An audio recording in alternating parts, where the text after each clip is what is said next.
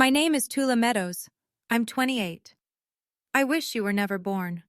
My father said that at my own birthday dinner, in front of 43 people. The candles on the cake were still lit. Nobody moved. Nobody said a word. My stepmother nodded like he'd just confirmed the weather forecast. My half-sister pointed her phone at my face and kept recording. That was 4 months ago. Since then, I haven't raised my voice. I haven't cried in front of a single person. But I did something that made my father call me 17 times in one night. And by the 18th call, his voice wasn't angry anymore. It was begging. Before I go on, please take a moment to like and subscribe, but only if you genuinely connect with this story. Drop a comment with your city and what time it is where you are right now. Now let me take you back to 3 days before my birthday, the night I found out what the party was really for. I need you to understand something about the Meadows family before any of this makes sense. My father, Gerald Meadows, is 58, broad shoulders, deep voice, the kind of man who walks into a room and expects everyone to rearrange themselves around him. For as long as I can remember, he was the center of every holiday table, every family gathering, every decision. No one questioned Gerald, not once. My mother, Emily, died when I was 8. Complications after a surgery, something that went wrong months after she had me. I didn't understand it then. I barely understand it now. But what I understood early, what I felt in every silence, every skipped bedtime story, every look my father gave me when he thought I wasn't watching, was this: he blamed me. He never said it out loud. Not back then.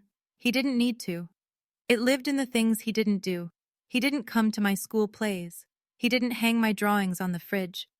When I got the flu in 4th grade, it was my grandmother, Eleanor, who drove 40 minutes to pick me up. Not him. Eleanor was my father's mother. She was the only person in that house who made me feel like I had a right to exist. She called me my girl. She came to every single recital. She died 2 years ago, and some days I still reach for my phone to call her.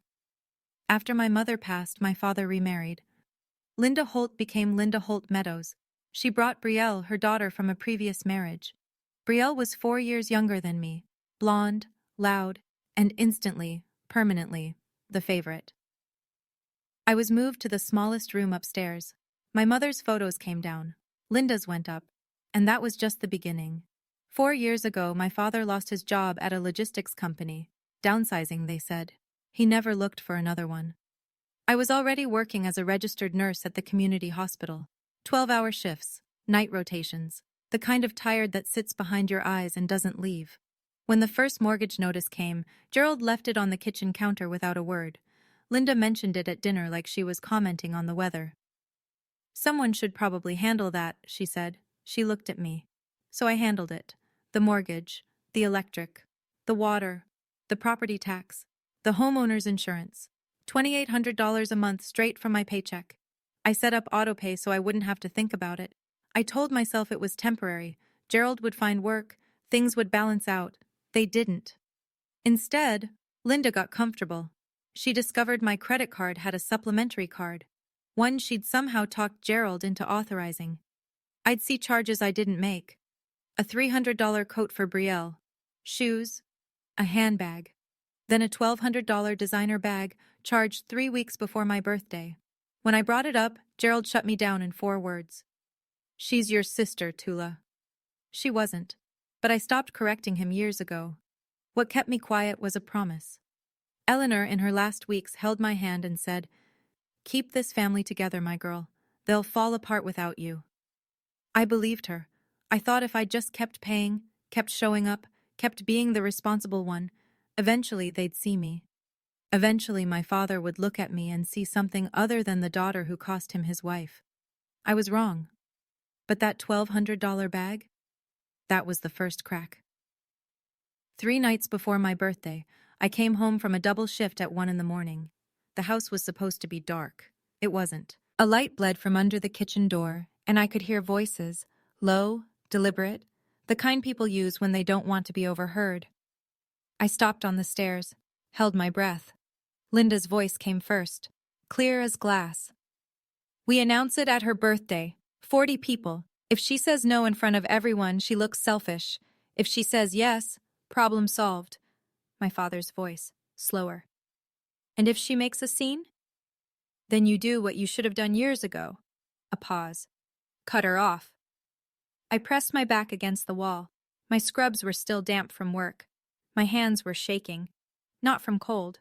They were talking about my savings, $52,000, 6 years of overtime, holiday shifts, skipped vacations, every dollar I had that wasn't already draining into their mortgage and their electricity, and Linda's credit card charges. Brielle was engaged. I didn't even know until that moment. And they wanted my money to pay for her wedding. Not asked, wanted, planned, choreographed, down to the audience. She owes this family, Linda said. Her voice had no hesitation. It's time to collect. I backed up the stairs, one step at a time. My heart was slamming so hard, I was certain they could hear it. They didn't. I sat on my bed in that tiny room for 2 hours. I didn't cry. I stared at the ceiling and thought about every payment, every silent dinner, every time I swallowed the word no, because I was afraid of what would happen if I said it. Something shifted that night. I didn't know what yet, but it was already moving.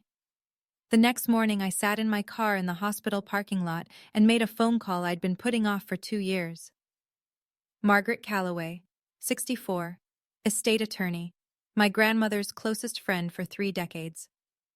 Eleanor had mentioned her name exactly once in her final days, in a voice so quiet I almost missed it. If you ever need to understand what I've left behind, Eleanor had whispered, call Margaret.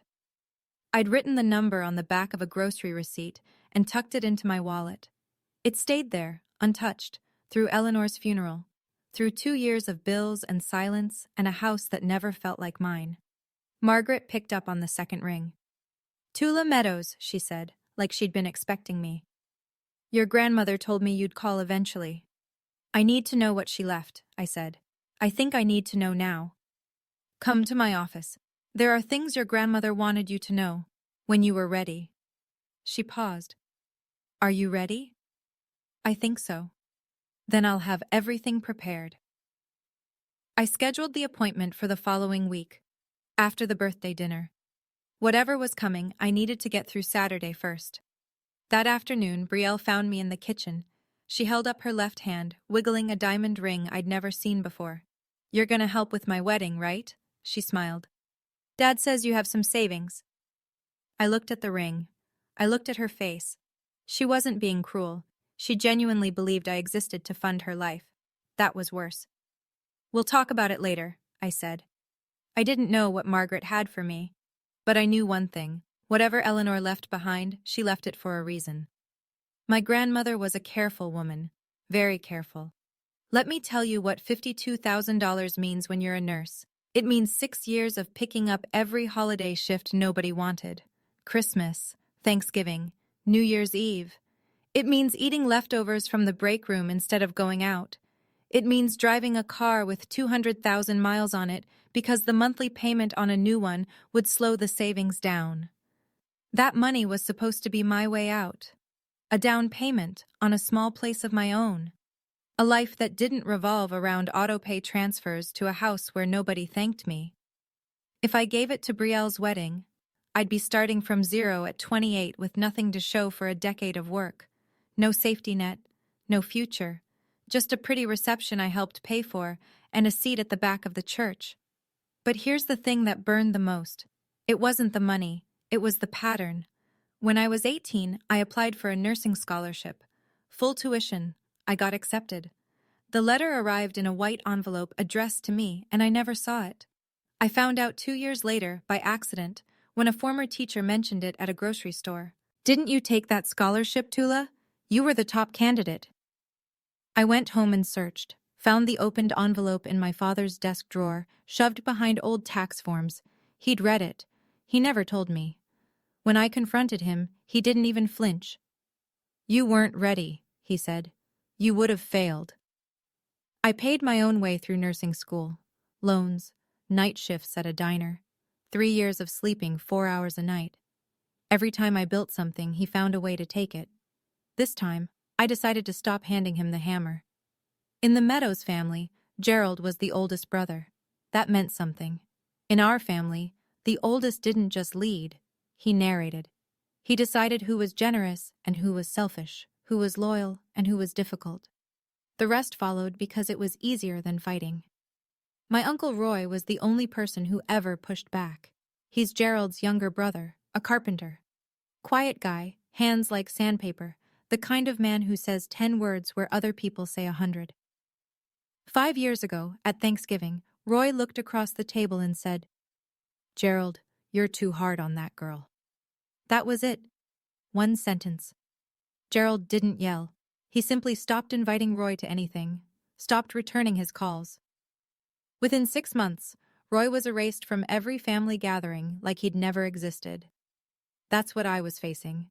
Not just my father, the entire architecture of a family built around his version of events. 2 days before the party, Linda started making calls. I know because I heard her from the hallway, on speakerphone, cycling through aunts and cousins with the same rehearsed script. "Tula's been so difficult lately. She won't help with anything. Gerald gives, and she just takes." She called Aunt Patricia, Cousin Hannah, even my father's old college friend, planting seeds, framing the story before I ever got a chance to tell mine. Then my phone rang. It was Aunt Patricia. "Honey, what's going on? Your father says you've been giving them a hard time." I stood in my room, phone pressed to my ear, and realized the trial had already happened. The verdict was in, and I hadn't even been allowed to testify. I was walking into that birthday dinner already convicted. The only question was whether I'd accept the sentence. The night before my birthday, I stood in the bathroom and looked at myself in the mirror for a long time, dark circles under my eyes from a 56-hour work week. Hair pulled back in a knot I hadn't bothered to fix. My scrubs still smelled like antiseptic. This is what a person looks like when they've been hollowed out slowly, I thought. Not by one event, by 1,000 small ones. 1,000 moments where someone said, "You're not enough," without ever using those words. Linda's voice carried through the wall. She was on the phone again.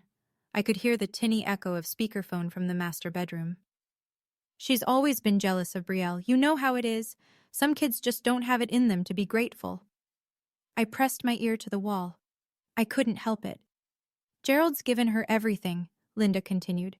"A roof, food, stability, and she can't even do this one thing for her sister? Honestly, I don't know what Emily would think." Emily. My mother's name. In Linda's mouth, used as a weapon. My hands went flat against the wall. I closed my eyes. For a second, just 1 second, I wanted to open that door and scream. Scream until the neighbors heard. Scream until someone in this house finally understood what it felt like to be me. But I didn't. Because screaming was what they expected. Screaming was what Linda had prepped 43 people to witness. The dramatic, ungrateful stepdaughter, making a scene. I stepped back from the wall, sat on the edge of my bed, and I thought about something Eleanor used to say. "Quiet strength, my girl. Let them shout. You just keep standing." So that's what I did. I picked out a dress for my birthday, and I stood. Saturday evening. Rossini's, a mid-range Italian restaurant on the east side with exposed brick walls and warm pendant lighting. Gerald had booked the private dining room. 43 people. I walked in wearing the only nice dress I owned, navy blue, modest. I'd curled my hair, put on lipstick. For the first time in months, I wanted to feel like someone worth celebrating. The room buzzed with conversation. White tablecloths, candles in glass holders. A banner stretched across the back wall. "Happy birthday, Tula." Someone had ordered a cake. Chocolate, my favorite. For a moment, I let myself believe it was real. Then I noticed the seating. The main table, the one directly under the banner, had 5 chairs, Gerald at the head, Linda to his right, Brielle next to Linda, Derek Collins, Brielle's fiancé, beside her, and one empty seat for Gerald's college friend. My name was on a place card at a smaller table, near the kitchen door, at my own birthday dinner. I picked up the card and sat down without a word. People greeted me as they passed, quick hugs. "Happy birthday, sweetheart." But the conversations always drifted. "Brielle, show me that ring. When's the wedding?" "Linda, you must be thrilled." I watched from my table, sipping water, smiling when someone glanced my way. Then Gerald stood. He tapped his glass with a butter knife. The room quieted. He picked up the small wireless microphone the restaurant had provided. He looked out at 43 faces. He smiled. "Tonight is special," he began. "Not just because of Tula's birthday," my chest tightened, "but because we have a very exciting announcement." He turned toward Brielle. His whole face lit up. And I understood right then that this party had never been for me. "Our beautiful Brielle," Gerald said into the microphone, "is engaged." The room erupted. Applause, squeals, chairs scraped back as people stood to hug Brielle. She rose from the main table, hand extended, diamond catching the pendant light like a tiny spotlight built just for her. For the next 10 minutes, my birthday evaporated. Aunt Patricia clasped Brielle's hand and examined the ring. Cousin Hannah took a photo for Instagram. Gerald's college friend clapped Derek on the back. Linda stood behind Brielle, one hand on her daughter's shoulder, beaming like she'd just won something. No one looked at me. I sat at my table by the kitchen door. The cake with my name on it sat untouched at the end of the buffet. The candles hadn't been lit. Derek caught my eye once. He was standing slightly apart from the circle around Brielle, his jaw tight. He gave me a look I couldn't quite read, not pity exactly, something closer to recognition. Like he saw what was happening, but didn't know what to do about it. Then the room settled. People returned to their seats. Gerald stayed standing, microphone still in hand. "Now," he said. His voice shifted, warmer, practiced. He turned toward me. "Tula, honey, come here for a second." 43 people looked at me. I stood, walked to the main table. My heels clicked against the tile floor. Gerald put a hand on my shoulder, firm, performative. "Family takes care of family," he said to the room. "And now that Brielle's big day is coming, we need to pull together." He looked directly at me. "Tula, we need to talk about the wedding budget. Not in private, not later. Here, now, in front of everyone, exactly as Linda had planned." "Tula has been very responsible with her finances," Gerald said, addressing the room like a keynote speaker.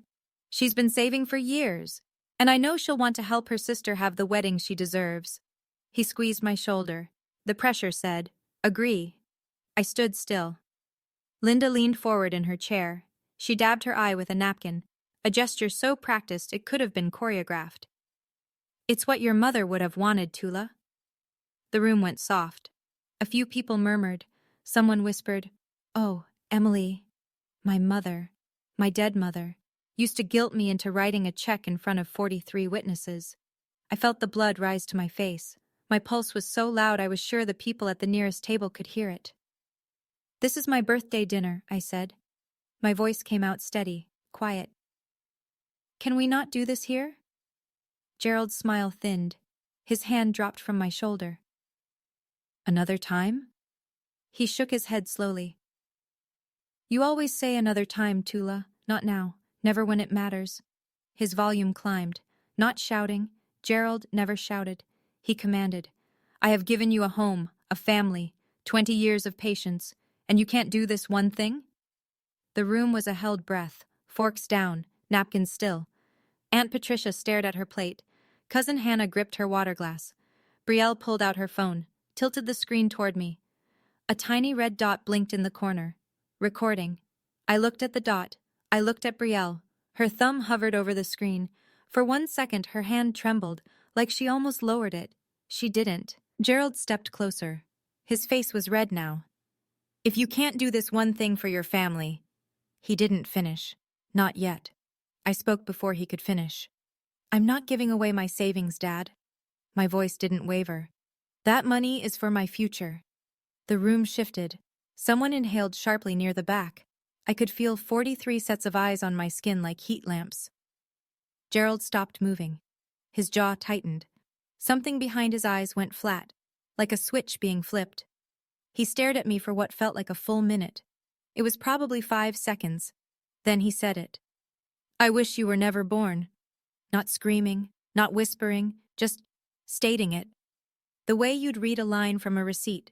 Factual, final. The room didn't gasp. It froze. Sound left the space entirely. I could hear the muffled clink of dishes from the kitchen behind the wall.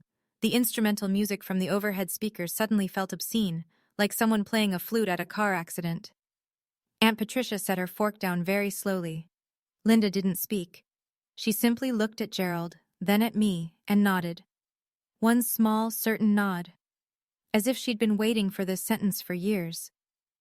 Brielle's phone was still pointed at my face. Her hand was shaking now, but she didn't lower it. Derek, behind Brielle, pushed his chair back from the table, not standing, just creating distance. His expression had gone tight, closed, like a man recalculating something he'd already decided. I felt something crack inside my chest. Not break, crack, like ice on a pond in early spring, quiet, deep, the kind of fracture you can't see from the surface. I looked at my father. I looked at the room full of people who heard those words and chose silence. And I made a decision. I didn't cry. I picked up my napkin from the table, folded it once, twice, set it down neatly beside my untouched water glass. I looked around the room one more time. 43 people. Some stared at their plates. Some looked at Gerald. A few looked at me. With what? Pity? Shock? I couldn't tell anymore. It didn't matter. Nobody spoke. I turned to the room and said the only thing I had left. Thank you all for coming to my birthday. Then I picked up my bag from the back of my chair, walked across the dining room, and pushed through the door. The night air hit me like cold water. I made it to my car in the parking lot before my hands started shaking. I sat behind the wheel for 3 minutes, gripping it, breathing through my nose like I was coaching a patient through a panic episode. Then I reached for my phone. One contact. One call. Margaret Calloway picked up on the first ring, at 10:15 on a Saturday night. Margaret, I said, I want to come in tomorrow. I'm ready. A pause. Then her voice. Calm, unsurprised, like she'd been keeping a seat warm. I'll have everything prepared, Tula. 9 a.m. I hung up. I didn't know what everything meant yet. I didn't know what Eleanor had left behind, or why Margaret had been waiting for my call for 2 years. All I knew was that my grandmother had never done anything without a reason. She was deliberate about her recipes, her garden, her Sunday phone calls. She would have been deliberate about this too. I turned the key in the ignition and pulled out of the parking lot. I didn't look at the restaurant in the rearview mirror, not once. 6:30 a.m. The house was silent. I'd packed the night before. One suitcase, one duffel bag, only things that were mine. Clothes, my nursing license in its frame, a photo of Eleanor and me at the county fair when I was 11. I left everything else. I carried the bags downstairs in 2 trips, stepping over the creaky 3rd step by habit. No one stirred. Gerald's snoring rumbled from behind the master bedroom door. Linda's sleep mask was probably still on. At the kitchen table, I sat down and opened my laptop. 15 minutes of precise, quiet work. First, I transferred my savings to a new account at a different bank. Every cent moved. Second, I called the credit card company's automated line and canceled the supplementary card, effective immediately. Third, I confirmed the lease on a studio apartment 6 miles across town. I toured it the previous week on my lunch break without telling anyone. 400 square feet, clean, mine. Before I left, I placed a single envelope on the kitchen counter. Inside, 4 years of bank statements, every mortgage payment, every insurance premium, every utility bill, every tax installment, highlighted, totaled, dated, $134,000, all from my account, all for this house. No letter, no explanation, no "I told you so." Just numbers. I zipped my jacket, picked up my bags, and walked to the front door. The hallway was still dark. The house smelled like Linda's lavender diffuser and old carpet. I'd lived here for 20 years. I'd paid for it for 4. I turned the knob, stepped outside, and pulled the door shut behind me. It clicked. Soft. Final. I loaded the car and drove east into a sky that was just beginning to turn pink. I did not come back. I want to pause here for a second. If you've ever had to leave a place you called home, not because you wanted to, but because you had no other choice, type "I understand" in the comments. I read every single one. And if you think I should forgive my father or set a permanent boundary, let me know that too. Because the story is about to take a turn I didn't see coming. Here's what I learned later, pieced together from Uncle Roy and Cousin Hannah. Sunday morning. Linda walked into the kitchen around 9. She noticed the envelope on the counter but pushed it aside to make coffee. She climbed the stairs to tell me breakfast was ready, not out of kindness, out of habit. My room was empty, closet cleared, bed stripped to the mattress. She called Gerald. Her voice was flat, almost amused. She actually left. Gerald came upstairs, looked at the bare room, shrugged. Good, let her sulk. She'll be back by Friday. He went downstairs and turned on the television. Brielle woke up next. She reached for her phone and opened the banking app. The supplementary credit card was declined, frozen, canceled. She called me. Voicemail, called again. Voicemail. She walked into the living room, phone in hand. My card's not working. Did Tula do something? Gerald glanced at her. She's throwing a tantrum. It'll pass. Linda found the envelope on the counter again. She picked it up, weighed it in her hand, then set it back down unopened. Probably some dramatic goodbye letter, she said. I'm not giving her the satisfaction. By Monday afternoon, Gerald had called me 4 times, each time voicemail. He left one message. Tula, this is childish. Call me back. By Wednesday, silence from my end. Not a single text, email, or returned call. Gerald told Aunt Patricia I was going through a phase. He told his college friend I was being emotional about the birthday thing. He told Roy, actually, he didn't tell Roy anything. They still weren't speaking, and the envelope sat on the kitchen counter untouched. A time bomb no one bothered to open. Day 5. The electric company sent an automated notice, past due.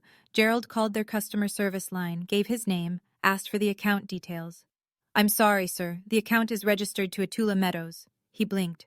That's my daughter. I live at this address. We can only discuss account details with the registered holder. He hung up, stared at the phone. Day 7. A letter from the bank. Not a bill, a formal notice. Mortgage payment overdue. He tore open the envelope standing at the mailbox. The name on the mortgage, Tula E. Meadows. Gerald read it twice. Then he carried it inside and dropped it on the kitchen table in front of Linda. What the hell is this? Linda picked it up. Her eyes scanned the page. Her mouth opened, closed. That's impossible. This is our house. That's what I said. Gerald went to the filing cabinet in the hallway closet, the one he hadn't opened in years. He pulled folders, tax returns, old pay stubs, insurance papers. He searched for a deed, a title, anything with his name on it. Nothing. Not a single document tied him to the house. Then Linda remembered the envelope. She walked back to the kitchen counter. The white envelope was still there, now with a coffee ring on one corner. She tore it open. Pages. Dozens of pages. Bank statements going back 4 years. Each one highlighted. Each one showing auto-pay withdrawals from Tula's checking account. Mortgage, electric, water, insurance, tax. Total $134,000. Linda sat down. She didn't speak for a long time. Gerald stood behind her, reading over her shoulder. His face had gone gray. But they still didn't know the worst part. The house wasn't just in my name because of payments. It had never been in Gerald's name, not once. Gerald did what Gerald always did when he lost control. He picked up the phone and started narrating. Within 24 hours, half the family had heard his version. Tula walked out. Tula canceled the credit card. Tula stopped paying bills. She's punishing us because she didn't get enough attention at her birthday. Some people believed him. They always had. But something was different this time. Some people remembered that night at Rossini's. They remembered Gerald's face when he said those words. They remembered the silence that followed. And they remembered that not a single person in that room, including themselves, had stood up. Cousin Hannah called me on a Thursday evening. I almost didn't answer. But Hannah and I had been close once, before Gerald's gravity pulled everyone into his orbit. Tula, what's going on? Your dad says you're trying to punish them. I leaned against my kitchen counter. My kitchen counter, in my studio apartment, where the only sounds were mine. Hannah, I said. Did he tell you what he said to me at my birthday? Silence. What did he say? Ask him. Ask him in front of people. She didn't respond for a moment. Then, quietly. I was there, Tula. I heard it. I didn't know what to do. I know, I said. Nobody did.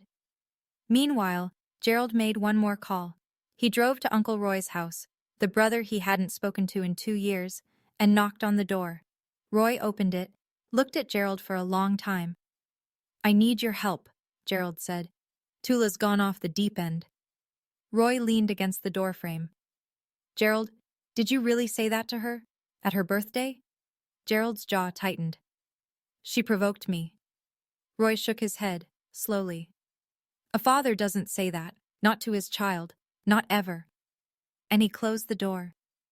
He found me on a Tuesday, I don't know how.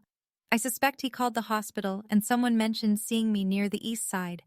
Or maybe he drove around until he spotted my car. Either way, I came home from a shift to find Gerald Meadows standing outside my apartment door, arms crossed, jaw set, looking like a man about to deliver a performance, not an apology.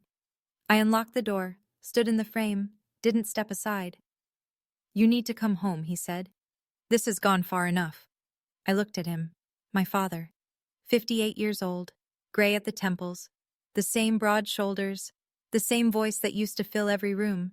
But standing in my hallway, under fluorescent lighting, he looked smaller than I remembered. You told me you wished I was never born, I said. In front of 43 people, on my birthday. I was upset. You were being difficult. Saying no to giving away my savings is not being difficult, it's being an adult. His nostrils flared. I'm your father. Then act like one. We stood there, 3 feet apart. The hallway smelled like someone's dinner. Garlic, onion, something warm that had nothing to do with either of us. You can't just leave, he said. His voice dropped. Not softer. Thinner. Bills are piling up. The mortgage is late. Linda is not my responsibility, I said. Neither is Brielle. Neither is the house. I paused. You told me you wished I was never born. I'm simply granting your wish. I closed the door, gently. No slam, no dramatic exit. Just a soft click and the sound of his breathing on the other side. He stood there for a while. I know because I watched the shadow of his shoes under the door. Then he left. But he didn't know what was coming next. 2 weeks after I left, Gerald called a family meeting. He chose the community center attached to our church, a beige room with folding chairs, buzzing overhead lights, and a coffee urn that was always either empty or burned. About 30 people came, aunts, uncles, cousins. Some I hadn't seen since Eleanor's funeral. Gerald stood at the front like he was conducting a town hall. Linda sat in the first row, tissue in hand. Brielle sat beside her, arms folded, phone face down on her lap for once. I asked everyone here, Gerald began, because we have a family situation that needs to be addressed. He launched into his version. Tula abandoned the family. Tula canceled the credit card. Tula stopped paying the bills. Tula is punishing all of them because of a misunderstanding at dinner. Linda dabbed her eyes, on cue. A few people nodded, a few shifted uncomfortably. Aunt Patricia kept her eyes on the floor. Gerald built to his closing argument. All I'm asking is that someone talks sense into her. She's hurting this family. That's when Uncle Roy stood up. He'd been sitting in the back row, quiet, arms on his knees. No one had expected him to come. Gerald certainly hadn't invited him. But Roy had heard about the meeting through Cousin Hannah, and he drove 40 minutes to be there. Gerald, Roy said. His voice was level, carpenter steady. Before you say anything else, did you invite Margaret Calloway? Gerald frowned. Who? Why would I? The side door opened. Margaret Calloway stepped in. 64 years old, gray blazer, reading glasses on a chain around her neck, a leather portfolio under her arm. She nodded once at Gerald. Mr. Meadows, I'm here on behalf of your daughter. She paused. And your mother. The room went dead silent. Margaret didn't rush. She set her portfolio on the folding table at the front of the room, opened it, and removed a single document in a clear plastic sleeve. My name is Margaret Calloway. I'm an estate and real estate attorney. I was Eleanor Meadows' legal counsel for 23 years, and her friend for longer than that. She placed the document flat on the table. 2 years before her passing, Eleanor Meadows executed a legal transfer of the property at 412 Birchwood Lane to her granddaughter, Tula Eleanor Meadows. The transfer was notarized, recorded with the county, and is fully binding. She slid the document forward. The deed, clear as daylight. Gerald stared at it. His face didn't move. "That's impossible," he said. "That is my house." Margaret looked at him over her reading glasses. "Your name has never been on the deed, Mr. Meadows. Your mother purchased the home in 1987. She chose who would inherit it." The room erupted in murmurs. Chairs creaked. Someone whispered, "Oh my God." Linda shot to her feet. "That can't be right. We've lived there for—" "You've lived there as permitted occupants," Margaret said, "not as owners." Gerald's hands gripped the edge of his chair. "My mother would never do this behind my back." Roy stood again. He'd been quiet until now. "She did, Gerald." His voice was low but firm. "I was there. I witnessed the signing." The room turned to Roy, 30 faces, recalculating. Gerald stared at his brother. "You knew?" "Mom asked me to be there. She said you'd understand eventually." Roy swallowed. "She also said you probably wouldn't." Gerald opened his mouth. Nothing came out. Linda grabbed Brielle's arm. Brielle shook her off, and Margaret calmly reached into her portfolio for the next set of documents.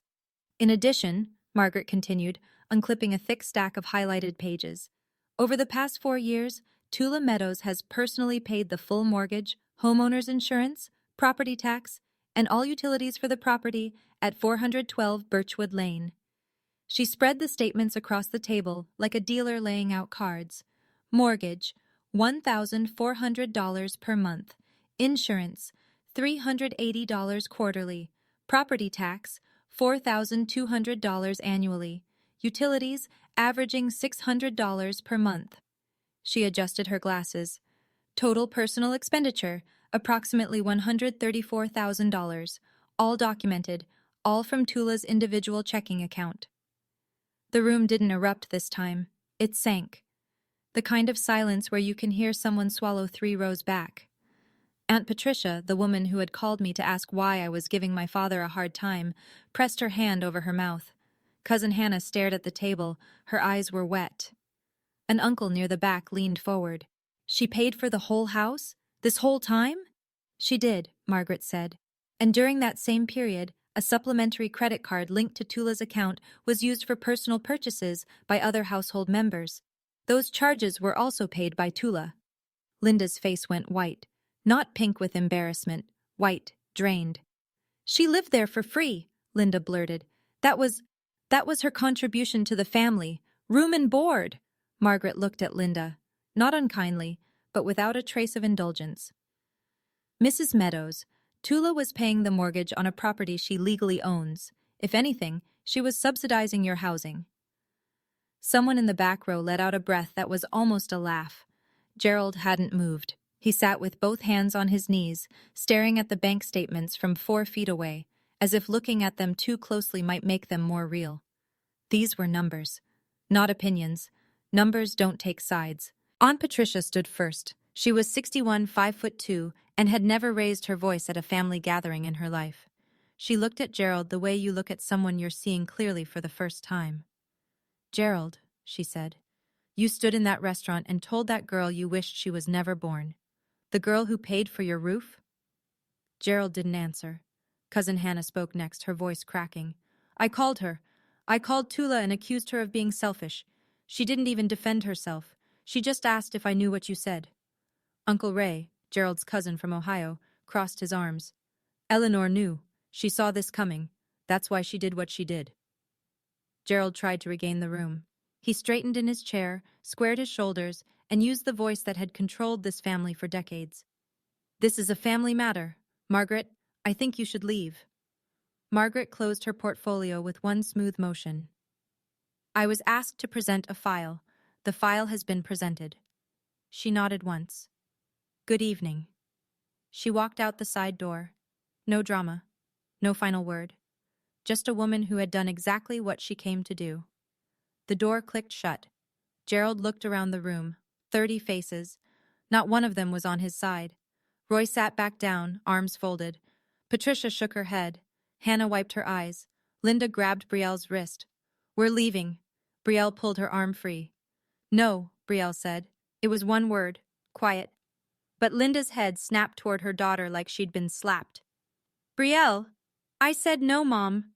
It was the first time I'd ever heard Brielle refuse Linda anything. I wasn't in that room, but Roy told me about it later, and when he described that moment, even he sounded surprised. I want to ask you something real. If you were in my shoes right now, knowing everything you know, would you give Gerald a second chance, or would you draw the line for good? Type second chance or boundary in the comments. I read every single one, and I'd love to hear your take. Now let me tell you what I decided, because it wasn't simple.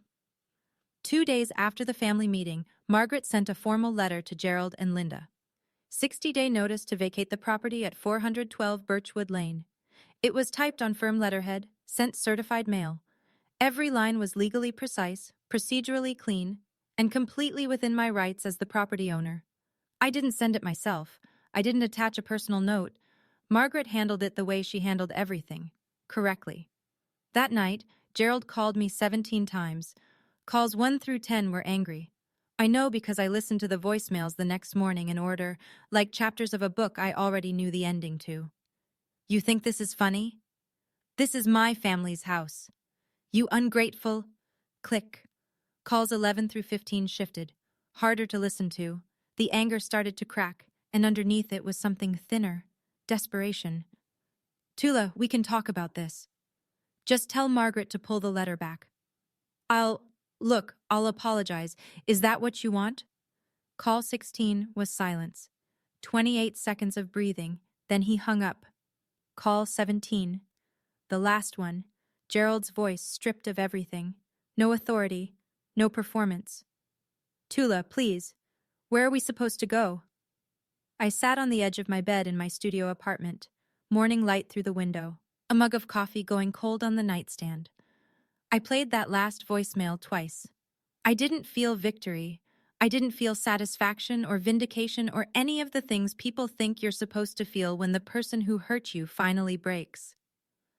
I felt something quieter, like setting down a bag I'd been carrying for 20 years and realizing how badly my shoulders ached. I saved the voicemail, closed my phone, and went to work.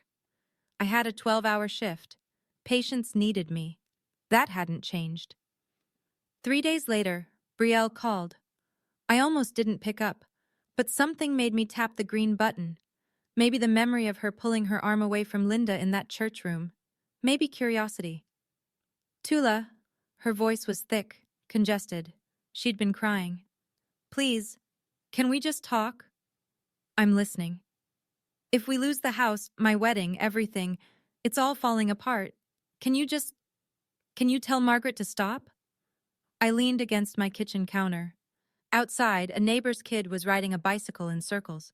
The normalcy of it felt surreal. Brielle, did you watch the video you recorded that night? Silence. What video? At the restaurant. You pointed your phone at me while Dad said those words. You didn't put it down. You didn't say, Dad, stop. You just recorded. More silence. Longer this time. I didn't mean...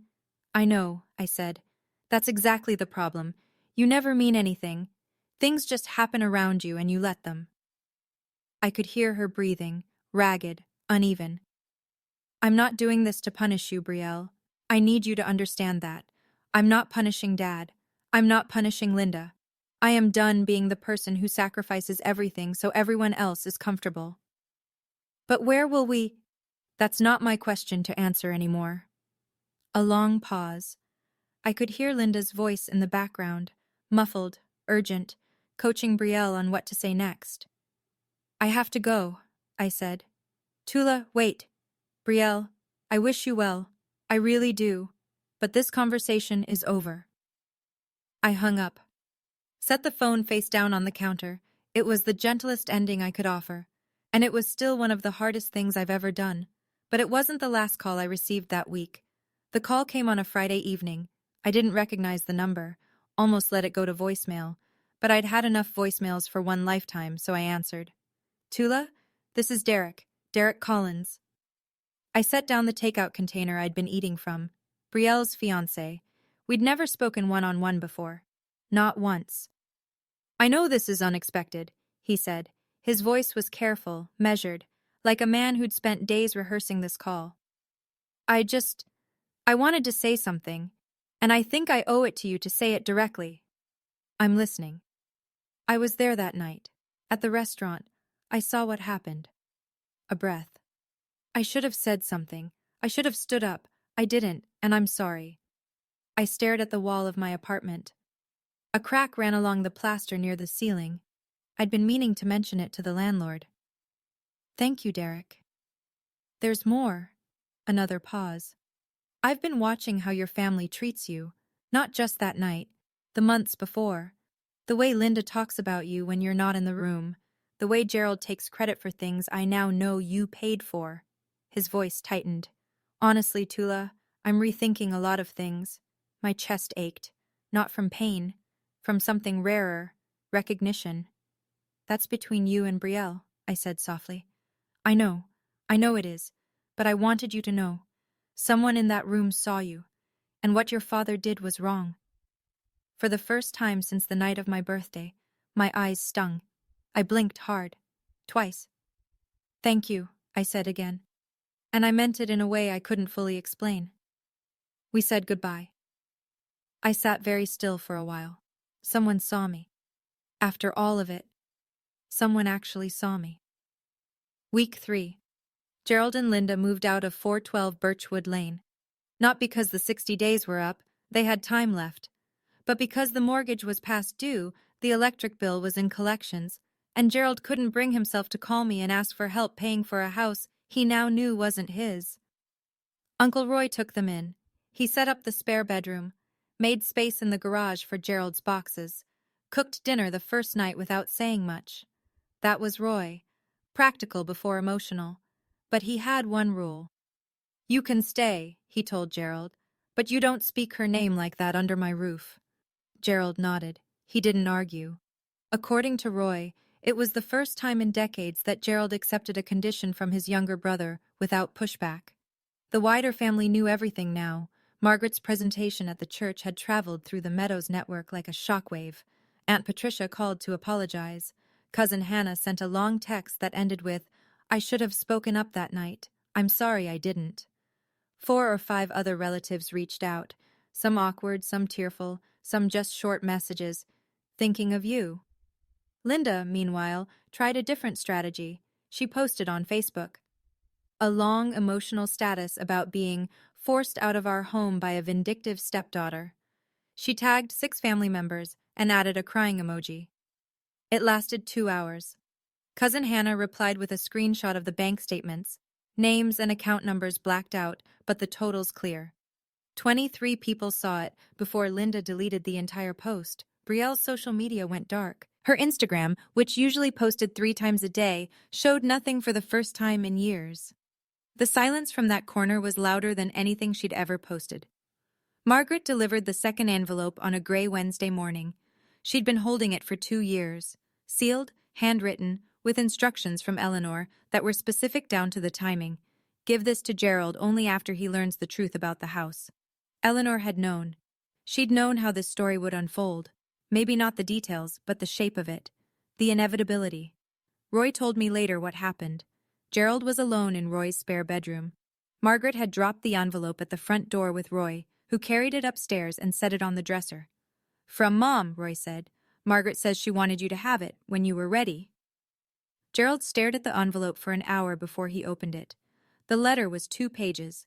Eleanor's handwriting. Neat, slanted slightly to the right, the way she wrote recipe cards and birthday notes. I never read the full thing. Gerald never showed it to anyone. But Roy saw him afterward, and the parts Gerald eventually repeated, in fragments over weeks, were enough. Eleanor wrote that she loved her son. She also wrote that she'd watched him punish a child for a grief that was never that child's fault. You blame her for Emily's death, she wrote, but Emily died loving both of you. Don't punish the living for the grief of losing. She explained why she gave the house to me, not as punishment, as protection. Tula is the only one in this house who knows how to love without keeping score. She's also the only one who would never ask for what she deserves, so I'm making sure she has it whether she asks or not.